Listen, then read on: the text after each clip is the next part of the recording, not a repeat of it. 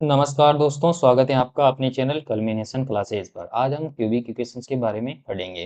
हम इस cubic equations के सभी प्रकारों को पढ़ेंगे, जिसमें 3-4 प्रकार हैं। ऑल मेथड्स पढ़ेंगे, उसके बाद इसके डिस्क्रिमिनेंट के बारे में पढ़ेंगे, जो आपको बहुत कम देखने को मिलेगा। उसके बाद हम इसकी ट्रिक्स के बारे में पढ़ेंगे कि इसमें किस-किस प्रकार से हम सोल्व कर सकते हैं। तो हम सबसे पहले देखेंगे क्यूबिक इक्वेशन। आपने देखा होगा कि जिस x की पावर अगर 1 हो तो हम उसे लीनियर इक्वेशंस कहते हैं। उसके बाद अगर ये x की पावर 2 है तो हम उसे क्वाड्रेटिक इक्वेशंस कहते हैं। क्वाड्रेटिक इक्वेशन कहेंगे यानी द्विघात समीकरण कहेंगे। अगर x की पावर हाईएस्ट 3 हो तो हम उसे कहेंगे क्यूबिक इक्वेशन। तो ये क्यूबिक इक्वेशंस हैं, जिसकी हाईएस्ट पावर कितनी होनी चाहिए? 3 होनी चाहिए। इसकी स्टैंडर्ड फॉर्म की बात करें, सामान्य रूप की बात करें तो ये है, यानी a x square plus b x square ये क्यूब है plus c x plus d बराबर 0। यानी और अब यहाँ कंडीशंस देखते हैं। अगर ए बराबर 0 नहीं होना चाहिए। कैसे? अगर ए बराबर 0 आपने द्विघात समीकरण में भी पढ़ा था। क्यों? जब हम ए बराबर 0 रख रहे थे, ए बराबर 0 रखने पर जो हमारी द्विघात समीकरण थी वो एक लीनियर इक्वेशंस में बदल गई थी। यहाँ क्या होगा? यहाँ रख के देखते हैं, तो इसमें ए बराबर 0 रखोगे तो आपकी इक्वेशन कुछ इस प्रकार नज़र आएगी आपको। और इसमें आप देख रहे होंगे कि x की हाईएस्ट पावर केवल 2 है और 2 वाली इक्वेशंस तो क्वाड्रेटिक होती हैं, पर हम पढ़ तो क्यूबिक इक्वेशंस रहे हैं, यानी क्वाड्रेटिक इक्वेशन बन जाएगी। कब से a बराबर 0 आप रखोगे, तो आपको क्यूबिक इक्वेशंस के लिए आपको a बराबर 0 आपको कभी नहीं रखना है। उसके बाद आप देख रहे होंगे a, b और c एंड d कांस्टेंट होते हैं, ठीक है? ये तो क्या गिनती है, यानी जो गिनती होती है, गिनतियाँ जैसे 5 एक कांस्टेंट नंबर है, केवल 5 है। इसे बढ़ा-घटा नहीं सकते, उस प्रकार है। और जो हमारे यहाँ कुछ चीज़ें ये हैं ए, बी, सी और डी। जो ए है, उसे कहते हैं हम कहते हैं कोएफ़िशिएंट ऑफ एक्स क्यूब। इसे क्या कहेंगे?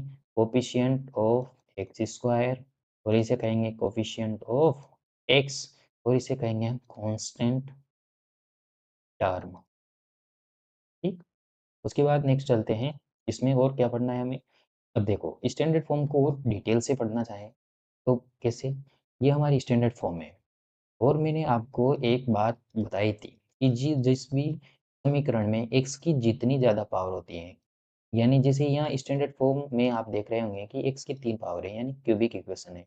तो x की 3 पावर है तो आपको आंसर भी x के कितने मिलेंगे? 3 आंसर्स मिलेंगे। ये मैंने आपको बता दिया। अगर हाईएस्ट पावर x की पावर 2 होती तो हमारे 2 आंसर मिलते।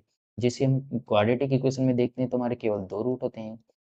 ठीक है? अल्फ़ा और बीटा, परंतु यहाँ आंसर 3 होंगे तो इसके रूट भी कितने होंगे? तो रूट्स होंगे हमारे 3, अल्फ़ा होगा, बीटा होगा और गामा होगा। ठीक?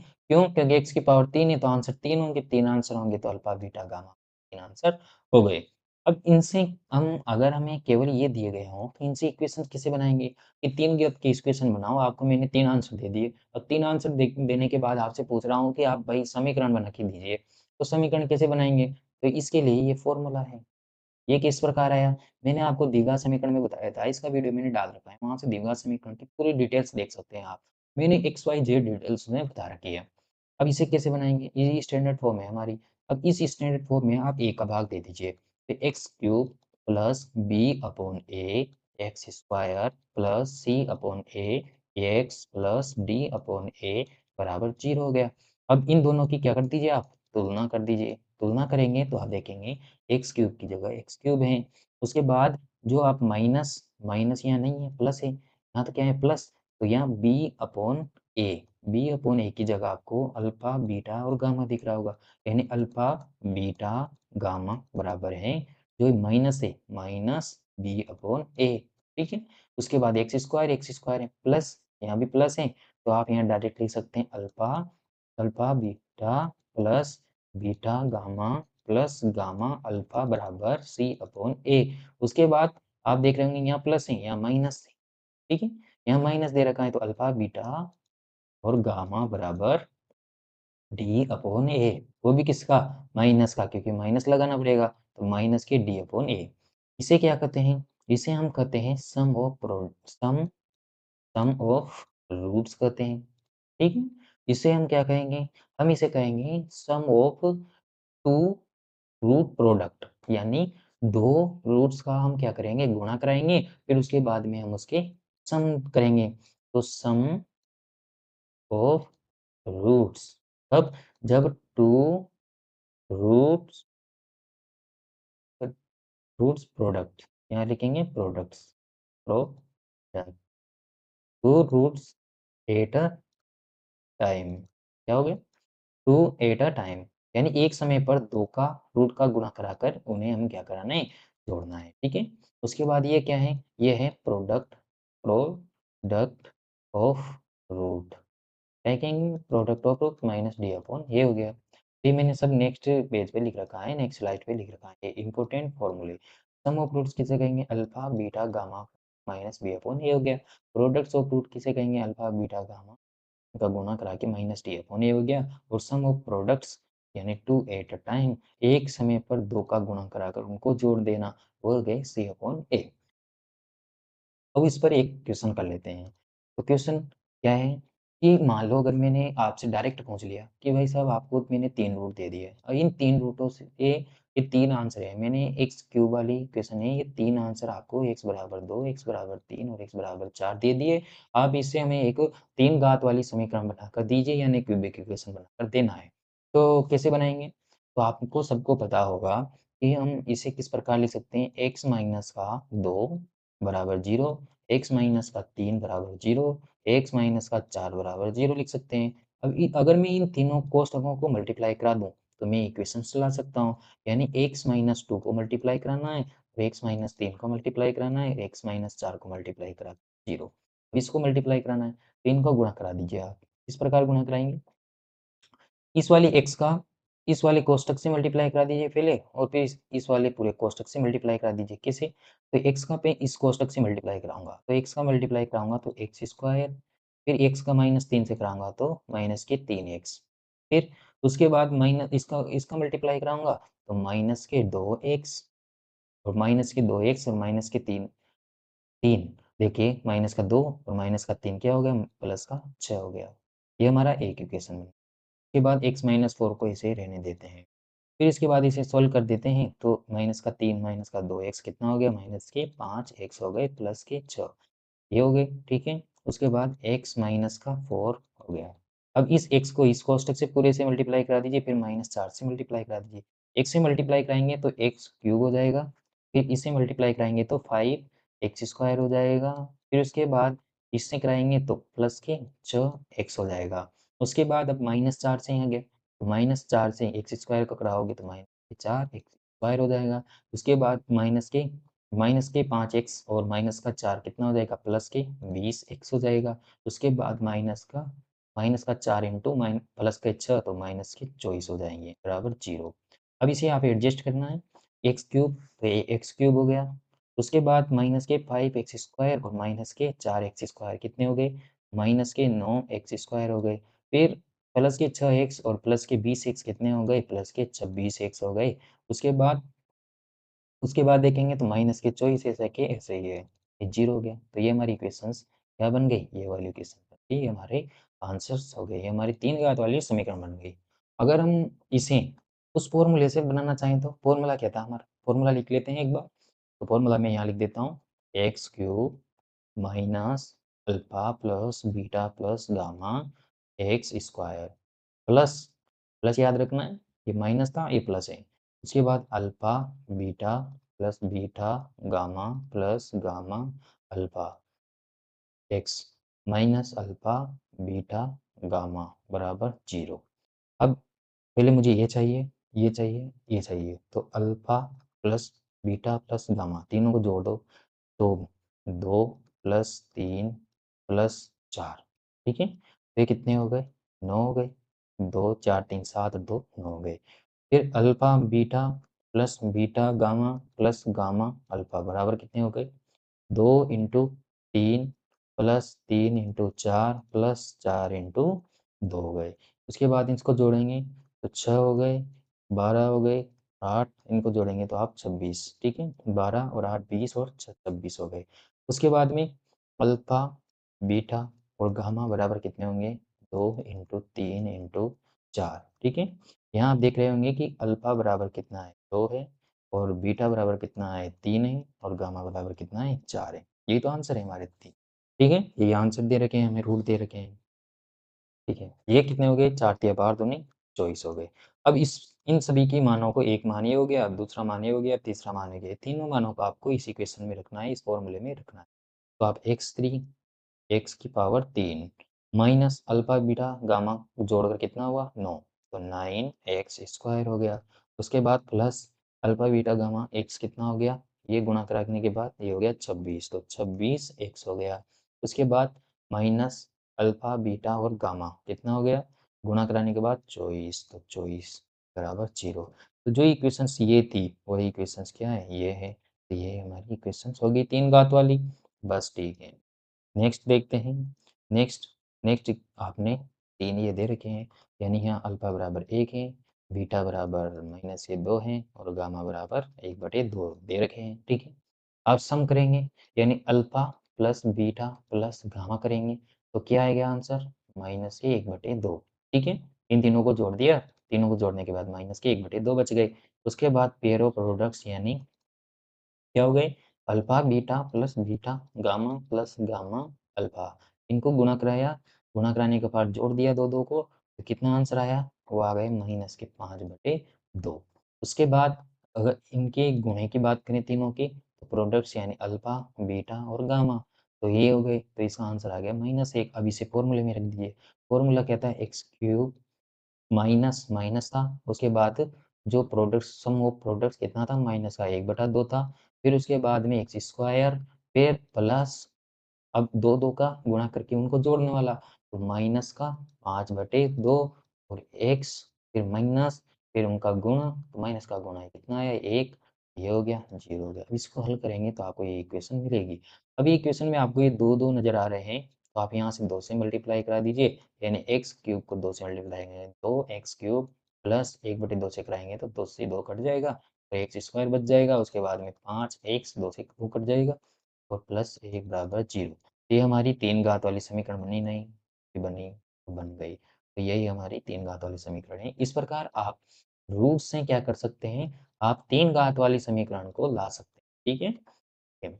नेक्स्ट देखते हैं। अब इसके बाद हम एक जो हमने देख ली 3 घात वाली स्टैंडर्ड फॉर्म वाली इक्वेशंस, जिसमें हमें एक्स क्यूब वाला टर्म भी था, एक्स स्क्वायर वाला टर्म भी था, एक्स वाला टर्म भी था और कांस्टेंट टर्म भी थे। अब यहाँ हम प्योर क्यूबिक का मतलब क्या है, जिसमें एक्स स्क्वायर भी ना हो और एक्स वाली टर्म भी ना हो, केवल ये वाली टर्म बचे, एक क्यूब वाली, एक कांस्टेंट टर्म बचे। जो हमने ये इक्वेशन लिख रखी थी, आपको ये इक्वेशन थी x cube plus b x square plus c x plus d बराबर 0, यानी ये कोई टर्म भी नहीं होनी चाहिए, ये टर्म भी नहीं होनी चाहिए। तो ए एक्स क्यूब प्लस डी बराबर 0, यानी यहाँ बी बराबर 0 रख दो, सी बराबर 0 रख दो। इनको रखने के बाद आपको जो इक्वेशंस मिली वे क्या है, प्योर क्यूबिक इक्वेशंस हैं। ठीक है, तो ये प्योर क्यूबिक इक्वेशंस होगी। अब इसको हल ये इस प्रकार कैसे लाया गया, तो आप यहाँ देख सकते हैं कि ए एक्स क्यूब प्लस डी बराबर 0। ठीक है, तो आप इसमें क्या करेंगे, इसका पक्षांतरण करा दीजिए, तो ए एक्स क्यूब बराबर माइनस के डी। अब एक्स क्यूब बराबर माइनस डी अपॉन ए, क्या कर दिया मैंने, क्रॉस मल्टीप्लिकेशन, यानी गुणे को किसमें बदल दिया, भाग में बदल दिया। ठीक है, अभी पावर 3 है तो एक्स बराबर, तो कैसे लिख सकता हूँ, माइनस डी अपॉन ए की पावर 1/3 लिख सकता हूँ, यानी मैं इसे आगे जाकर कैसे लिख सकता हूँ, एक्स बराबर रूट ये 3 और माइनस के डी अपॉन ए।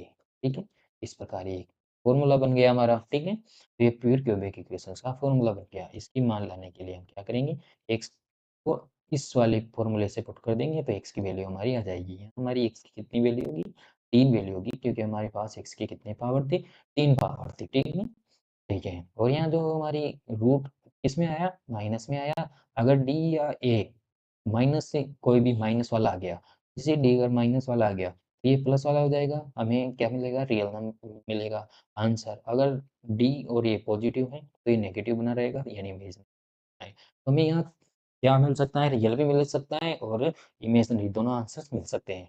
मिसिंग टर्म क्यूबिक्स, ये थर्ड टाइप है। थर्ड टाइप में क्या होगा, यह सबसे ज़्यादा इम्पोर्टेंट है, क्योंकि इसे सोल्व करने में बहुत सारे लोगों को परेशानी होती है। जैसे एक्स की power 3 B X plus Q बराबर 0।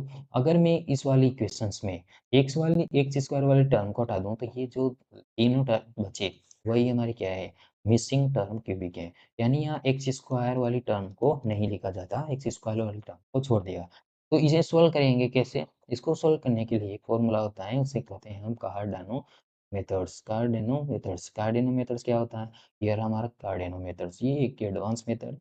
इसे हम क्या करते हैं, कॉम्पिटिटिव एग्जाम में डायरेक्ट आंसर लाने के लिए यूज करते हैं। जैसे इक्वेशंस को इसको हल करना थोड़ा कठिन होता है, तो कठिन हल को करने के लिए डायरेक्ट फॉर्मूला बना है। वो फॉर्मूला ही क्या था, हमारा कार्डेनो फॉर्मूला है, और कार्नेडो फॉर्मूला की वजह से हम डायरेक्ट एक्स का मान ला सकते हैं। तो सॉल्यूशन में इसमें क्या याद रखना होता है, आपको कुछ भी याद नहीं करना है। आपको डायरेक्ट देखो, ये एक वाला कोष्ठक याद कर लेना है, तो 3 पावर ये रूट हो गया माइनस क्यू अपॉन 2 हो गया, प्लस हो गया रूट, फिर क्यू बटे 2 हो गया, उसकी पावर 2 हो गई, प्लस पी अपॉन 3 की पावर 3 हो गई। अब इसी को वापस लिख देना है यहाँ, इसी को यहाँ लिख देना है और उनको जोड़ देना है, और उसके बाद में आपको केवल एक चेंज करना है, इस वाले प्लस को किसमें चेंज कर देना है, माइनस। और इसमें कुछ भी चेंज नहीं है। और यहाँ आप जब पी और क्यू की वैल्यू रखेंगे तो आपको डायरेक्ट एक्स की 3 वैल्यू नज़र आएगी और आपको तीनों वैल्यू प्राप्त हो जाएगी, और इसे आसानी से सोल्व किया जा सकता है। ऐसा नहीं है कि हम जो मिसिंग टर्म में इक्वेशंस होती हैं उसको हम फैक्टराइजेशन मेथड से सॉल्व नहीं करेंगे, हम बताएँगे। आगे मैंने इसका एग्जांपल भी डाल रखा है, उसे भी कर सकते हैं। पर कार्डिनल मेथड से हम डायरेक्ट एक्स के मान ला सकते हैं। ठीक है? अब हम नेचर्स ऑफ रूट्स के बारे में पढ़ लेते हैं, जिसे हम डिस्क्रिमिनेंट्स कहते हैं, डिस्क्रिमिनेंट सेट करते हैं। और जो हम द्विघात समीकरण में डिस्क्रिमिनेंट की बात करें, तो हम द्विघात समीकरण में हम डिस्क्रिमिनेंट्स को डी यानी डी से दर्शाते थे, और हमारा वहाँ डिस्क्रिमिनेंट होता था बी स्क्वायर माइनस 4ac। ठीक है? तो यह क्या होगा? यह हम डेल्टा से दर्शाएँगे, और ये हमारा डिस्क्रिमिनेंट हो गया, क्या होगा? 18 ए, बी, सी, डी चारों माइनस 4 बी की पावर 3 डी हो गया। फिर उसके बाद बी स्क्वायर सी स्क्वायर हो गया, 9 इसका 4 है, सी क्यूब हो गया माइनस 27 ए स्क्वायर डी स्क्वायर हो गया। आपको कॉम्पिटिटिव जैसे एग्जामों में ये दिखेगा नहीं डिस्क्रिमिनेंट निकालना, क्योंकि ये बहुत लंबा सूत्र है, तो इसमें टाइम बहुत जाता है, एग्जाम में टाइम की बहुत कमी होती है, तो वैसे सवाल सेट भी नहीं करते। ठीक है? तो अब अगर आप कॉलेज में हैं तो आपको याद रखना आता है, क्योंकि आप देख सकते हैं कि कौन-कौन से हमारे आएँगे।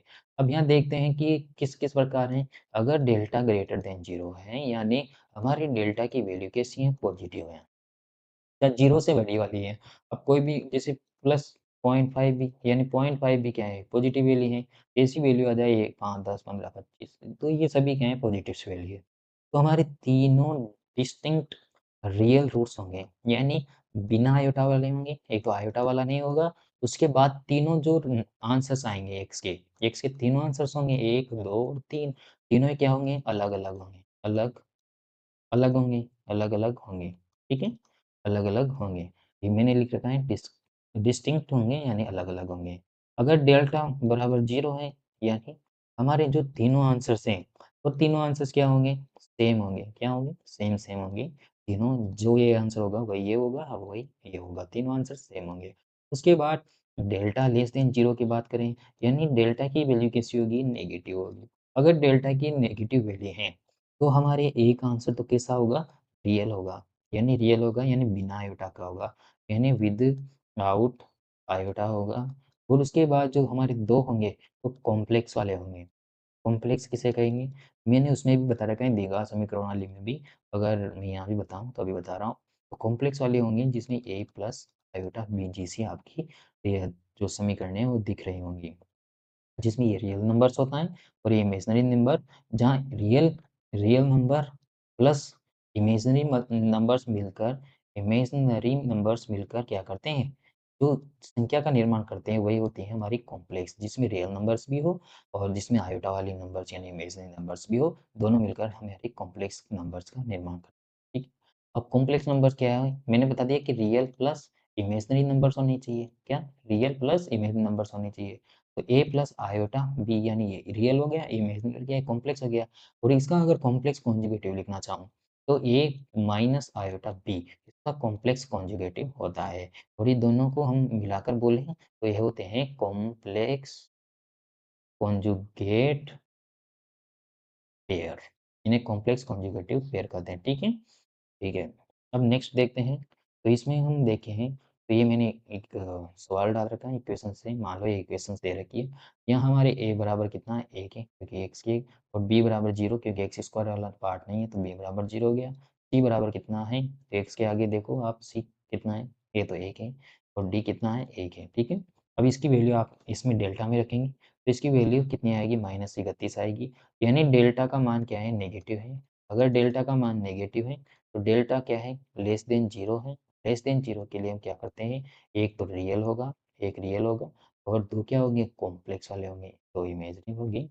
आई होप आपको ये वीडियो पसंद आया होगा, तो आप हमारे वीडियो को लाइक कर सकते हैं, कमेंट कर सकते हैं तथा हमारे चैनल को सब्सक्राइब कर सकते हैं। और इन सभी की पीडीएफ्स के लिए आप हमारे टेलीग्राम चैनल को ज्वाइन कर सकते हैं। धन्यवाद। Thank you so much.